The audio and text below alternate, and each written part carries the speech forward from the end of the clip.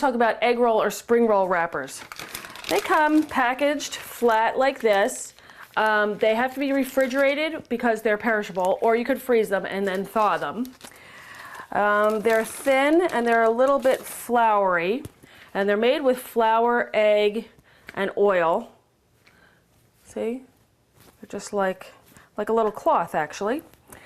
You cannot let them sit out or they'll dry up, and then when you go to roll them, which is what you will always want to be doing with them, they'll crack.